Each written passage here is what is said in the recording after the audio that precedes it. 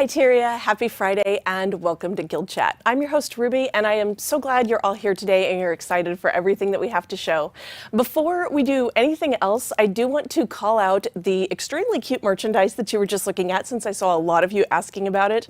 The plush griffin and yes, that is a siege turtle enamel pin are two of the newest official merchandise items that you can get over at Good Smile now. Get that siege turtle pin just to get ready for End of Dragons. So, on to today's show because we have had a really busy week. Earlier this week, we shared the End of Dragons gameplay trailer and announced the February 28th launch date of End of Dragons to all of you. And yesterday, we gave you a first look at New Kaineng, our fourth map in End of Dragons. So, we're going to expand on that today with a nice long map tour of New Kaineng City. We're going to be led by our dev guests, so let's say hi to them real quick. Indigo, hi. Hello, I'm Indigo. I am a narrative designer and writer at ArenaNet. I worked on End of Dragons, as some of you may know. I helped with a bunch of the systems and making sure that they were grounded in the lore of Tyria and felt like a living, breathing part of that narrative.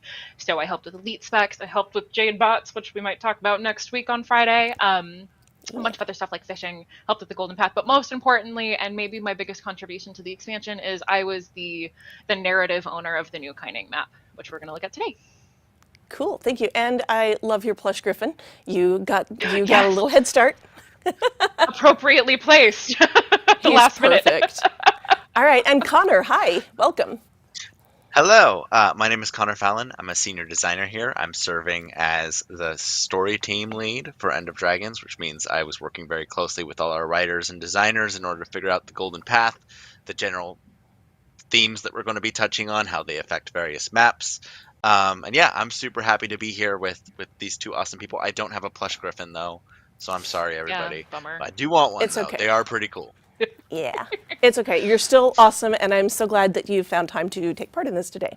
All right, so I am going to let Connor and Indigo lead us. I'm going to be your eyes, and I'm going to follow them around, and we will see how much we can get a look at. Connor, when your awesome dance is over, let's take a look at It'll where never we're starting. be over. It will never be over. It'll never Well, be. while Connor will while never you stop. rock out, tell us where we are. Yeah, Or Indigo, this either is way. This is Kaineng.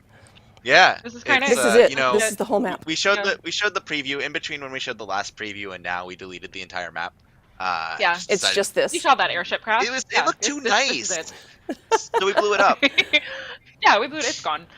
Could we stop but- blowing up cities, please? Why? Never. No. It's a great climactic way to start every single expansion. But where we actually are, so we're to bring it back down to a little bit more serious, I suppose. Yeah, So we're standing right now in a really tiny alcove in what is actually old Kaineng. So a lot has changed in the last 250 years, but about 100 years ago from present, when the elder dragon Zaitan rose, a travesty called the Zaitan disaster happened, and basically, on his awakening, a massive tidal wave actually wiped out most of old Kaineng, so it's currently occupied by risen threats that have been festering and mutating over the last 100 years, but we only get a peek of that right now. So we're in the old Kaineng Ruins, which is in the northmost east corner of the map. And there's a bunch of Unchained Risen, and the Unchained, which Connor will get into in a second, are just kind of our expansion of what the Risen are. And it's just an incredibly dangerous area that's starting to bleed out into the city just a little bit. It's a hard thing to maintain, but I'll let Connor go into that a little bit more. Yeah, I mean, so way back when we did the announcement video, and we can maybe slowly meander. No, it's hard to walk and talk. Way back when we did the announcement video, we talked about how we made a timeline of all the major events that occurred in Tyria and tried to figure out which of them would have affected Cantha. Well, Cantha, we have talked about in lore that Cantha was affected by the Risen as well, and the initial rising of Zaitan, we really saw it as like a major event. And you could actually probably divide Canthan history into kind of for the time that we've been missing, into pre and post Zaitan disaster. It is that significant. And so, but as from a design perspective, these ones are already running ahead. It was fun to kind of return to this army and update them the way we did with the branded in Path of Fire, right? Make new variants of them. You can see that some of them are. We have some classic varieties that washed up with the waves. I saw some people online when we were releasing the trailer who were like, "What? Why are there Orion gorillas here? Then Cantha?" And I'm like, "Well, because there was massive tidal wave. That's Hello. why." And but also there's people from Cantha who were affected. And like you can look around, you can see some of these people are wearing Canthan attire. It looks like the spawn. Oh, here we go. Unchained Hunter is where, and so these are people who were actually caught up in the magics that surrounded that disaster. Now, as we know from Or, even after Zaitan is dead, this corruption is very hard to completely clean up. So a lot of Cantha has focused on containing it to clear areas that people just know not to go in. Except for us, we're the commander, so we're just going to go wherever we want to go because we're Yeah, you guys are we're making the, friends. I'm We're a invisible. little I'm trying to find headstrong. one to get like a close-up look at. So if you see one, Stop murdering don't it before murder you get it there. quite yet. Yeah. Okay. I will. Okay. I'm okay. I'm a little headstrong. I'm sorry. Also, Yeah. Indigo's beating up the starting local wildlife. Worth starting noting, trouble. So, as I was saying, that Cantha Yeah. is mainly doing containment efforts, right? But there's also people who have various reasons to venture into these ruins. There's a lot of lost history here, which you as a player can also find. And other characters have other reasons for going here. If you look up Indigo, do you want to talk about this character that's up on the ledge up there? Yeah, absolutely. So like we talked about in some of the other streams, and for folks that didn't tune in, all of our new elite specs are incredibly grounded in the lore of Cantha and the nation of Cantha. And so this, Yurong is our Harbinger elite spec mentor, and she is maybe doing a little bit of research here in the ruins. She's particularly interested in Zaitan and kind of the magic that was left behind and the disaster that happened. And they're spread all throughout the world, and that kind of helped us ground the specs a little bit more in the Canthan culture. So it's kind of like a fun thing to go hunt where all of those are down. So this is Right. the Harbinger one. There's also the Catalyst is also in New Kaineng. But yeah, very exciting Ruby, stuff. go invisible. I've got one for you that you can get Yeah, up thank close you. to. Yeah. Oh, All right. there he is. Where are I you? won't Yeah. kill it, I promise. Where? Oh, thank you. Let's Yep, just there Yeah, we go. so there, and I mean, Indigo, it's I'll get a good look, and then Indigo, you can just go nuts. I'll leave it alone. It was- I'll be nice. it was really fun when creating these variants to be like, how do we take the completely new assets that we made, which are like the new Canthan outfits and things like that. And oh god, there's an abomination that's rising up literally where I'm standing. Ooh. I'm gonna just Guess I I'm have gonna to. cheat and kill that guy. I don't want to fight him. No! But yeah, and merge them together. Anyway, but you know what? I think we've looked at ruined stuff for quite some time, so let's. Okay, yeah. We have. Yeah, so maybe Yeah. people want to see what Kaineng looks like. So let's travel towards this. Oh my god, wow, is that a mysterious giant jade took looking door on the side of the Oh ruin? my gosh. Could we did not know this was coming. Could we go through it? Doors, I think what happens if we approach it? I don't doors know. open. I'm just gonna spoil it. I'm going through. Wait! Go on through. Okay, wait No for one Ruby. can stop me. And then- Okay, this so is- where are we? We are in the Naphui Lab, so aptly named after the Naphui district in Kaineng originally, which was destroyed in the Zaitan disaster, unfortunately. The sister lab to the south is the Seongjung Lab, similarly named. This is one of the main stops and the starting point for the Kaineng meta event, actually. And it's a really great first kind of peek at some of the stuff you'll see in the city. There's a bunch of Jade mechs walking around and Jade batteries hanging from the walls and panels and all sorts of really fun tech. And it's just a tiny peek of what we're going to get. There's a couple of labs scattered throughout. But in the Kaineng meta, without giving too much away, because it is a little bit of a spoilery event, what we can say is that the tech in the city is starting to go a little bit haywire. And we have to work with Yao and Mizuki being a MinSec officer, to see what's going on. And I'll let Connor talk in a second about the Golden Path characters and how we incorporated those into the world. But the what I can kind of say is like a fun little anecdote about the Kaineng meta is when I went to Elijah Miller, our team lead for the map, and Shing Jea as well. in Frosty, when we were kind of coming up with the narrative pitch for the meta, one of the things I said to them was, I really want to make it feel like a 1970s horror movie. And my specific point of inspiration was the 1970s Invasion of the Body Snatchers, and just kind of getting that I love tone, it. that eeriness, the unknown that you're kind of exploring. And everybody was like, oh, heck yeah, we're absolutely doing that. There's no other way we can do it now. And the result is really fun. And we played through the whole thing yesterday, and it was absolutely delightful. But speaking of Yao, So cool. our dearest agender engineer, I will pass it over to Connor to talk about how one of the big things that we did was making sure all of our characters were in the world. Yeah, so I mean, this is, something that we've, I think, only gotten better at in Guild Wars 2 over time, is that characters with fleshed out stories don't only exist in the Golden Path, they exist in the open world as well. And in this expansion, especially, we blurred the lines a little bit. We have characters who show up in the Golden Path, and then they really come into their own and live primarily in the open world, and you get to know them pretty well. And Yao is actually one of the primary coordinators for the Kaineng meta. So you really get to know them by, you meet them in the Golden Path, and then by participating in events in the world and doing things throughout Kaineng, that's how you get more familiar with them and flesh them out. And there's just a lot of really nice things like that throughout the world that really helps it feel cohesive, like that the people that you are encountering in the story have lives beyond just oh, I've been waiting for the commander to show up for my one scene and then I stop existing. No, they're all doing things. They have their own lives and their own problems they're trying to solve. Yes. Very should we go cool. through the other door?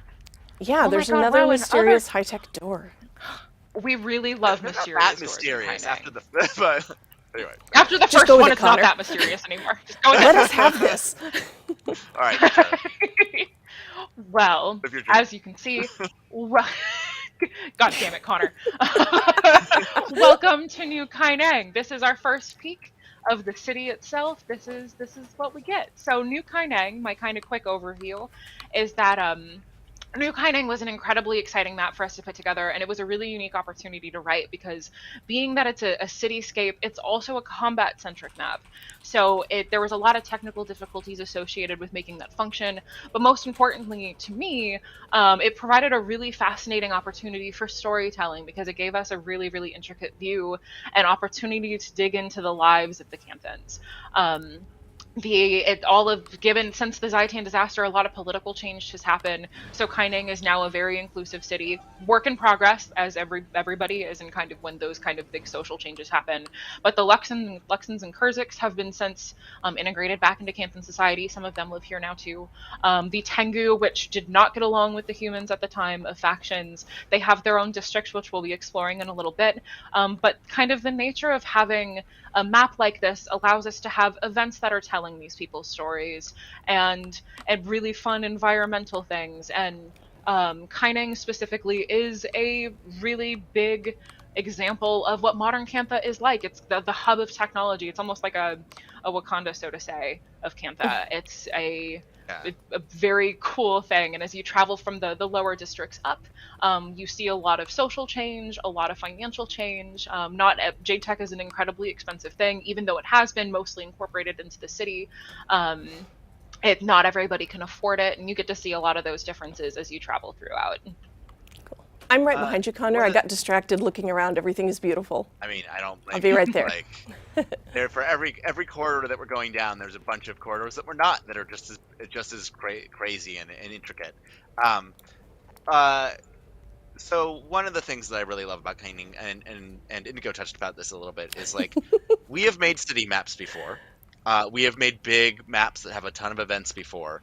To combine them both was a really unique undertaking that honestly we've never really tried to do. The closest was Noon, which was a city that took place in an open world map, but even then, like, most of the events took place outside the city, and the city wasn't the whole map. Sure. The closest comparison, like to scale, that New Kaineng has is Divinity's Reach, but even further than that, because, like, for example, Divinity's Reach, when that was first made, we didn't have mounts, so we could just have things get smaller to create the sense of scale as they went further up. That's not the case in Kaineng. Everything, when you look up, is actually there. The things way off in the distance are all built out, and there's a lot of really crazy views that we're going to be able to see. And I just love the fact that, I mean, like, this is obviously very different from what Mhm. anything in Guild Wars that was in Cantha and Guild Wars 1. But one of the things that's lovely about this expansion, especially when compared to the other previous expansions, is the fact that every one of these maps really has its own personality. Um, we have Shing Jea, which is very much more like what we experienced in Guild Wars 1. We have the Jade Sea, which is a holy site in many ways that's been affected by this need for jade technology. The depths, the twisted depths of I was about to say Maguma, but we do have those, but the twisted depths of Ekovald, and then Kaineng, which is really, let's take all these jade tech elements and just amp them as far as we can go, and that because this is where all the tech is developed, this is where people are integrating it into their everyday life, and just having this one spot that has this really distinct, like, this is all the, it's everywhere. And Mhm. I just love it. I love it. Yeah. Yeah, I do But too. yeah, And one of the really cool things about Kaineng is that one, it's an entirely new city. It was built just to the south of where the old city used to be. Over top of there were some Naga swamps, um, unclaimed territory, some Tengu territory. So there's a little bit of political drama with taking up this land to build the city, and we touch on that in some collections that you can find throughout the world. But given the nature that it's an entirely new city, we built it to kind of reflect a really specific story. So there's 3 different layers to it. It's an incredibly vertical map. The bottom layer is a little bit more poverty struck where we were when we started, and as you Mhm. move up, you see more wealth. So the middle districts in Kaineng are, it's kind of like the San Francisco of our world, where it's tech is starting to become more prevalent. There's a lot of growing pains associated with that. People are now competing with technology for their jobs. But then as you slowly start traveling up to the very top, it gets very opulent and airy, and the music is beautiful. And that's, of course, the wealthy district. They want for less. There's gardens, it's lush, it's beautiful. Technology is widespread since Jade Tech is incredibly expensive. Um, but yeah, so that was a really cool opportunity to really dive into. Kaineng is its own story outside of the rest of the expansion. Like every map is its own story, like Connor said. And this was just a really cool thing to make a hub of technology that was unlike anything else in Tyria. But speaking of the lower districts, I think our next stop, we are actually going to be traveling over to Kabul Ward, which is the Tengu district in New Kaineng. And so the Tengu, just a little bit of a refresher, is our race of bird-like creatures in Cantha. And Mhm. they have taken over one of the southern lower district of the city, which is a little bit more rundown. And which is also serves as a renowned heart, which Connor will go over in a second. But we are helping a community leader named Strigaday and helping clean up this part of the city, because not only the Tengu, but a lot of people in Cantha and Kaineng as a whole, given that they've gone through so many social and political changes, care very deeply about keeping everything in working order, keeping it a very inclusive, welcoming place. And the Tengu who haven't really had that in a long time, especially not integrated into larger Canthan society, it's really important to them that Kabul Ward is a peaceful place. So even though it's in the lower districts, and and I will note that there's Jade Brotherhood presence in the city as well as maybe a tiny bit of undercover purist activity. Not saying too A much, little but bit. it's not the safest place. But it's Strigaday's goal, along with her comrades, to make it a better place. Another really cool thing that we did with some environmental storytelling down here is that since Jade Tech is very expensive, they have steam powered generators and other steam powered tech. One of the activities that we do in the heart is to help patch those up. But the heart does something really cool for the expansion as well that players might appreciate, especially ones that are newer to the game. And I will pass it over to Connor to kind of go into that a little yeah. bit more. So this heart is actually, we've talked in the past about how we're giving mounts away in this expansion as well, because they're just such a cool feature and so Mhm. distinct in Guild Wars 2. We want to make sure that people who are coming in for End of Dragons have access to them.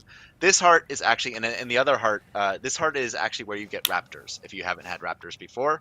And also there's another heart in Kaineng where you get the Springer. Um, but the thing that's really nice about this heart that I really enjoy is even if you've already had your raptor, it just gives you a good excuse to explore the city and leap across the rooftops, which is just a lot of fun. I'm going to show the core mechanic of this heart quickly. If you head over Yeah. to this supplier Crex, he's got a bunch of crates. Yes, and let's talk about supplier Crex for a second. So is a new Tengu model that we got within like the last month or so. Which you know, I know Fluffball Tengu was an early favorite, but I have to say Steve I Tengu really was like great. what do we call him? Bowl cut I, I'm Tengu. going with aggressive bowl cut. Aggressive bullshit. Yeah. It's a Gloucester Canary is I think the model, but like it is worth noting. I mean, we are, as we said, we were showing these previews when the game is still in development. Um, in every area that we have visited, they have been updated, and obviously like Mori Village that we visited in Echo Vault, these new Tengu models that we're getting, there's going to be a lot more variety there when the expansion actually comes out. And yeah, and it's just really fun to see them still coming in and being able to integrate them. Um, in fact, one of the characters we showed, I'm not going to say which one of the characters we showed during our character preview stream actually has an updated look from when they were in there before. So Oh my gosh. that'll be nice.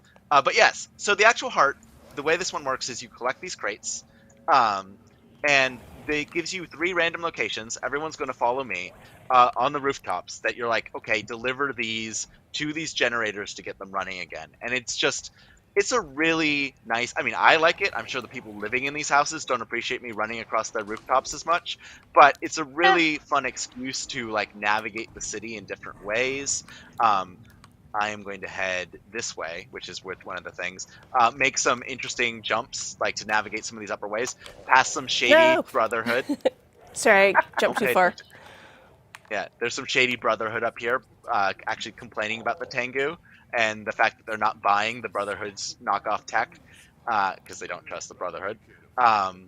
But yeah, there's just I don't trust the Brotherhood. again, yeah, the the verticality in the city is amazing. I'm just gonna stop here. I'm not even gonna go to my destination, just because like you know you can go to the top of something and look down and it looks awesome. You can go look up and it looks great. And let's actually take these stairwells because we talked about the verticality. Let's head to the upper district and be sold some noodles as we're doing so. I'll wait for Ruby to catch up. I'm sorry. I got distracted looking around again. It's That's, so easy to easy get to distracted do. in this map. It is. Yes. All right, let's head up, get sold some noodles, and yeah. Yeah, everybody really wants to sell us noodles in this map. Why did I do that? Well, I mean, probably because I was hungry like 90% of the time when I was writing, but it's appropriate. I do love the bots just like, hey friend, do you like noodles? Yeah, hey, here he is. My favorite anecdote about that, though, specifically, now that you point that out, is that whenever you're walking around with the bots, they have a bunch of ambient chatter that they say, and when you see something that's in all caps, that was kind of our way of representing that they're pulling something from an algorithm. So, because I mean, they're AI, they're kind of imperfect, so it's like, we hope you have an uneventful day. So really silly stuff like that, or we hope you enjoy, what was the joke, murder, or something like that. Yeah. Sometimes it's noodles, sometimes it's murder. All right, so we're in the upper district. Murder. Whatever. Yes. So upper district. Here's where we are. Yes. It's lovely. Yeah.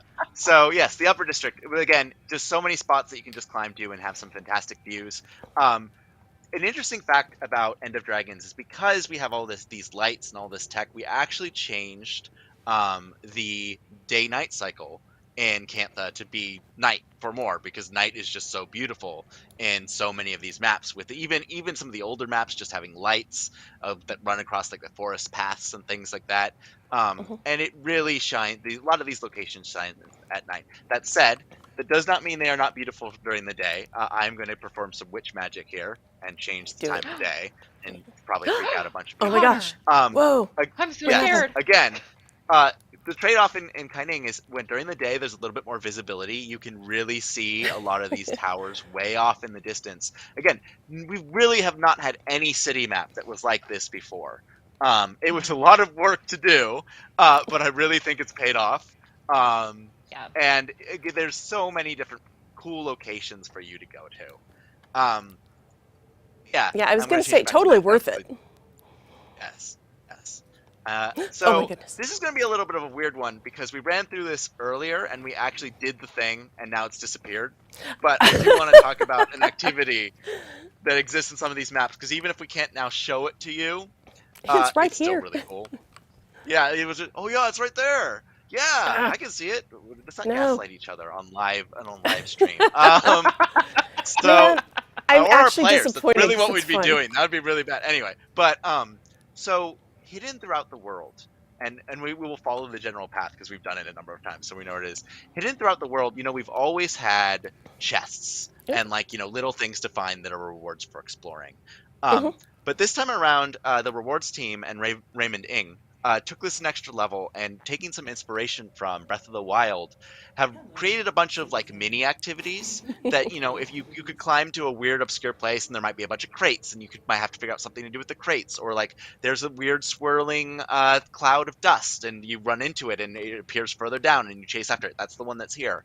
Lots of things like that, and then doing them reveals a chest at the end. So the one that is over here, that you can totally see, is us running. Basically, it leads us along a path that sends us running down this little ramp, leaping across, and just gives us an excuse to really explore this map in a completely different way. And then there's a chest that would show up here with a bunch of an indigo. Indigo appears, and then that's the reward. Yeah, You get to see pretend I'm the indigo. chest. Yeah, that's me. Yes. Um, uh, Oh but my gosh, the there's a thing that is legendary inside. wow, I got 6 legendaries from this one. We should not. Anyway, the thing that is really cool about these is there's actually a little lore that was built around these, which is every time a chest appears, you see little baby foxes running around all over the place, and it's really cute. And I'm really sorry That's that we adorable. accidentally did it earlier because it's super adorable. But It's adorable. but the whole idea is that it's basically these baby shrine guardians have hidden these chests, and they're spirits, so they're being playful, and you figuring out their little puzzles and the little things they're doing is just a cute way to interact with the world. And so they're basically baby versions of those mounts that the Shrine Guardian mount, which you all love. But yeah, I'm actually and they so lead you to cool disappointed that it places. didn't show up. Man, I know, I Yeah. know. I had actually thought about it, and then we hadn't run through it in the same day twice in the same day before, so I forgot. I apologize. But they are adorable. You'll just have to take my word for it. they can But yeah, see it for there's this letter themselves very, here. very soon. Yes, it's true. It's Yeah. not that far off. Okay, Oh, so wow, we're what looking is at that first? spontaneous letter. Yeah, we'll I'm do gonna that. read it. There's 2 little anecdotes that we have up on this roof. So Yeah. yeah, this letter that Ruby's looking at it's really eerily kind and welcoming and lovely. But one of the cool things that we did in End of Dragons was that we used collections, and we've been doing this in the game for a little bit, but in End of Dragons we kind of amped this up, where we're using collections to tell anecdotal stories. Some of these are just like collecting books and letters like players are used to. Some of them get a little bit more involved this time. This is kind of an example of one of the ones that I wrote for Kaineng, where we're just learning about some sneaky individuals. This letter is a little bit of a red herring. In this situation, it seems very warm and lovely and conspicuously placed, but it's actually a very eerie story that tells some stuff and some things I go like down. that it's a red herring because my first thing was, this is a lot of dangerous information for someone who starts this with, I'm a spy. Here's all my family's names. Yeah. It's like, It's like, that seems conspicuous. The other thing I will draw our attention to, which is incredibly important, you'll see that there's a kitten on the roof, and there's Oh no! and what happened? Connor! What did you do? I guess I was trying to. I was trying to. So I guess at some point I typed the def command kill, and before that I typed in kneel, and I tried to use my last command, and I thought it was kneel, so I could kneel in front of the kitchen. Instead, I murdered Connor! Oh my god! Well, I'm gonna pretend that didn't happen. Welp! Because Let's all pretend that it didn't happen. So, That's like Indigo, Unamishi continue- level of like. Continue your heartwarming story now that Connor has just murdered Right. this kitten. One of our fellow devs just messaged me on Teams with "you monster," which is a fair response. I feel like a good. monster. I'm glad. Exactly, because I was so proud. Our one of our lead designers on New Kaineng are one of my favorite humans, Devin, whose work has just been besieged. One of the things when we were working on filling out the world. Connor, no. But when we were working on and filling out the world, one of the things we did was add a bunch of cats and dogs, and kind of the idea was that they came down from the ruins after the Zaitan disaster. So when Connor's not killing them, there's cats all over the roofs, there's dogs everywhere. I can't keep a straight face. I don't know. Wow, Connor. I can't pull my face ever again. This is the goodbye. Sorry. Everybody. Yes, you can pet all of these adorable animals, and there are petable dogs now, which I kind of love. Hold on. Yes. I'm gonna Oh my use gosh. my god powers to resurrect a kitten. I wish you would stop. No, don't keep using your god powers. You took away the sun. You killed a kitten. You killed a kitten, Connor. I want you to think about that for a minute. Look, you know what? There's only one thing I can do. I have to jump. Goodbye. No! Oh gosh, I'm going after. I guess it's almost like the jump was scripted, but the kitten. I promise the kitten was not. I don't condone killing kittens. I on don't stream. either. I am. Don't you? I am emotionally distressed. I'm Not as much sorry. as the kitten, though. Anyway. Yeah, it's like the best part is that it didn't happen until I had zoomed in on it, and like the whole screen was nothing but kitten. And then Connor's like, now. But then people will be like, why are cats randomly dying in the map? They don't normally die. They're normally happy, and you can pet them. Let's get on a boat and leave this place. On a boat. Yeah, let's get out of here.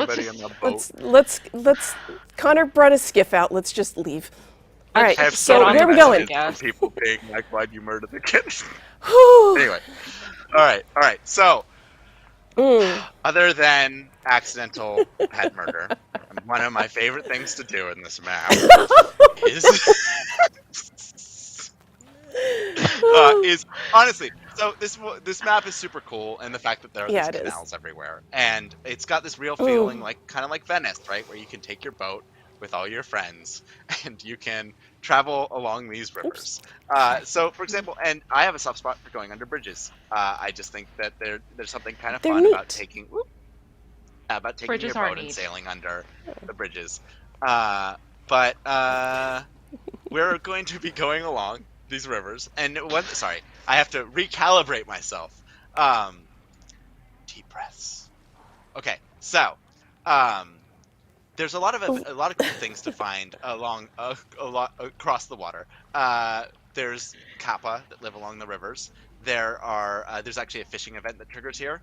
Do not think too much about the fact that you can catch fish in these canals. Indigo, please. No. Anyway. Let's go back to talk about the sewage. That is. Yes, I mean, let's do that. Canthan technology is very clean, and it's actually these rivers there's fish living in them and all these other things. So yeah, it's just a cool place to go sailing and catch fish and go swimming if you want. There's stuff to find in the rivers. Just don't think about we haven't really established what they do with their sewage. Battery discharge. It could be. I mean, like, what could go wrong with like power plant discharge going into the water system for the city? That's such a Don't worry question. about it. That's an HR question. That's not an us question. That's an HR question. Fair. All right. So we're coming to a cool place. We are. So we are approaching the centralmost district of New Kaineng, which is the Ministry Ward. And the Ministry Ward, aptly named, is home to two really important functions. This opulent, beautiful, giant jade structure in front of us is the Junlei Jade headquarters. And it's such a cool building. It's one of my favorite props in Kaineng. It's fantastic. And nestled just behind that is another, maybe even bigger building, which is the Ministry headquarters. And these are maybe some of the most opulent parts of the city. On top of the Ministry headquarters are some skyline gardens that overlook everything. This is just a really beautiful spot in general. This canal is stunning. But in front of us, just kind of at the central little hub of the Ministry building in front of us in the canal, there's a golden little plaque-looking thing. And Connor had talked about this in one of the other streams, but that is one of our mini holo projectors. Yeah, I think you're looking at it now, which is where a giant woman politely tells us about the news. A holographic woman, not like a 20-foot person. No, they have a giant woman. Oh no. We do. Yeah. A giant holographic woman politely tells us the news. Now, Mireille is incredibly professional, and this is and one of the things that basically the Hollow News is what happens when you let Connor and I like work on something together, and that might not It's always be the best great. idea because we go a little hard. But the No, Hollow it is News the is best one of my idea. favorite things to write. It's so Yeah, cool it because updates it as lets you us be like progress through really the story, reactive. which is really fun. Yeah, Yeah. Yeah. yeah, but yeah. So this is, and I think we're going to be doing just as a little demo. We're going to be doing one of the events right here in the canal. Yes. So I want to talk about the meta briefly. So the structure of the meta is actually, my understanding was initially, is basically that there's a bunch of smaller events that get triggered throughout the world, kind of rapid fire, and you are running around basically fixing a bunch of random different malfunctions that can happen throughout the world. My understanding is design-wise, an early inspiration for this was actually the Metal Legion concert, where we had those Ooh. rapid-fire mini events that are happening all over the place, and you have to go around and fix them up. Each individual event being more simple, but then the fact that you're juggling all these different things you have to do, it turns into a little bit more of a hectic thing. Now, obviously, being an entire map-wide meta, it evolves. It's not just you're in one space, so the events got to get a little bit bigger, that you have more time to do them. But it still has that general feel of like a grab bag of madness that you have to deal with. I love so a grab this one, for bag of example, madness. is Me too. this one. The main theme is that basically power has been poured into, like one of the Jade Brotherhoods has sabotaged one of the batteries. Power is spilling out into the river, and you have to go around and collect the pieces and return them. So it's a nice boat activity. You can only do it on your boat. And yeah, it's just a really let me make, oh, it's not the right trigger. Give me a second. Okay, make the thing It's just happen. it's a really nice, no kittens died this time when I entered the wrong No command. kittens died. It's a really nice excuse to do stuff on your boat, explore Shield. explore the waterways, and try not to get sniped by Brotherhood. People could theoretically get out of the boat and go fight that Brotherhood, but they can also throw up a shield for me in order to make sure I at least don't get us all dismounted. My shield is so recharging. yeah. Someone else needs to help. I guess I'll help the kitten killer. Thanks. Oh no. Oh, okay, let's move on. I already feel It was this an deep, accident. like, remorse in my. I know. Well, that doesn't It's make okay. it better. Oh, it does make it better. It actually does make it better, but not much better. Still feel a deep remorse in my Okay. soul. This is now it's like As a you tiny preview, and I can't even focus on the really cool door behind the really big waterfall that we're going to right now. I'm just, yes. awestruck. I mean, I'll there is move a on. cool door. I'll Well, move on. Let's look at the really cool door behind the really cool waterfall because I want to go through the big high-tech Yeah. door. Should we Yeah, chat? so we Should have- we go through the? It's not quite Yeah, yet. I think we should. We still got a little time until the thing happens. We have a couple seconds before we can do that. But yeah, one of the really cool things about like the little event that we just did and like Connor started to elaborate on was that in the pre-event phase for the meta, crime is a little bit more rampant. Some technology is going a little haywire. So there's a ton of tiny little events all over the place that you need to help quell. And now there's a rare occurrence of those happening out in the normal world because crime can happen at any point. So that was a really cool way that we can kind of incorporate events that were thematically appropriate to both the meta, but also make sure that those are usable in the open world that make it feel like a robust city because crime events in a city are a little inevitable, but it's just one more thing that lets us make it feel like breathing and living. And yes, I keep but we trying have- to pan up like too high, and I was like, I want to show more, and then the camera just goes underwater. So I've ruined everything like 3 times. I'm so sorry. Oh, you're fine. Well, the thing's actually starting now. Hey, yay. Ooh, so yeah, so we are gonna go see this was teased a little bit in the gameplay trailer on Monday, but we're gonna go get a little sneak peek at, I will call him my baby because I love this boss so much, and the Kaineng meta was maybe my favorite event that I got to write for the game thus far. We're gonna go look at the Jade Behemoth, which is a big boy, and he's a really good big boy, and I love him. And Hello, we got Yao. Yao and Not that good Mizuki of a here big with boy. us. I mean, yeah, he's misbehaving a little bit right now. So, this is the Jade Behemoth, which is maybe one of my favorite boss models. He's so good. Look at him. I am invisible right now, so I can get in there and get a real good look. Go ahead. Oh god, okay. I'm trying my best. I will fight him as long as I can while we're talking. But so the Jade Behemoth was sure you can designed do it. by We'll see. The Jade Behemoth was designed by June to kind of work as a failsafe for the city and the need of dire protection. But as you can see, he's attacking us, so he's not really doing much protecting. He might be on the fritz for some I reason think or it's another. broken. It might be broken. And he hits really hard. Yeah, I remember when we were getting all the concept art for the different Jade mechs, and we actually got the one for this creature a little bit later, but we were all immediately like, stop everything. This one is incredible. We need it. We need to use it. And it just really has a different feel than a lot of the other mechs. It's obviously more meant for defense, for combat, while a lot of them are more, elegant. And yeah, this event progresses a lot. It's obviously designed for a bunch of people, and we're not doing We're that. not a bunch We're of only showing people. the initial phase. Yeah. It's chasing me, probably because it wants vengeance, which is fair. But Yeah. Indigo, meanwhile, can just slowly take it away.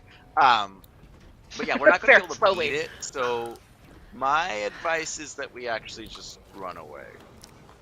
Okay. No, I think she's I got got it down this, by though. 1%. 1%, Oh, wow. guys. You can do We it. got- You can do it. So we can sit here for there is a timer on this event. So I don't think I can I get don't that think done we're in tracking. 13 minutes. Yeah. Okay. We might as well run. I tried my best. We got 1% All right. down.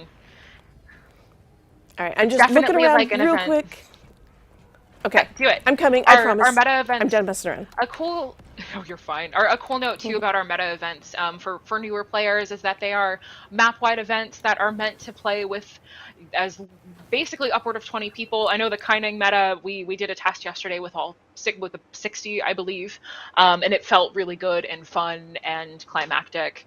So these are wide-scale events. So while it would be fun for me to sit there and hit it for all 13 minutes before I Ever. died, I could not accomplish that on myself. I doubt I could accomplish that on myself. You're good. I don't know if you're that good. I don't know if I'm that. I don't know if She's, anybody's when that we good. did the raid stream together, Indigo is kind of ridiculously good at this game. But She really is. yes, but I'm not that is. that good. Let's see. Let's close. the event. They're all cowering right now because the meta is up. But let's just talk quickly about some of the ambient scenes that occur in the city, and then I think that's probably a good place for us to wrap up. Yeah.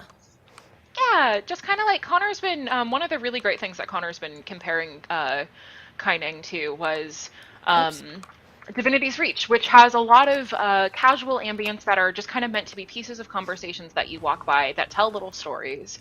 And we filled the city with those that make it feel alive.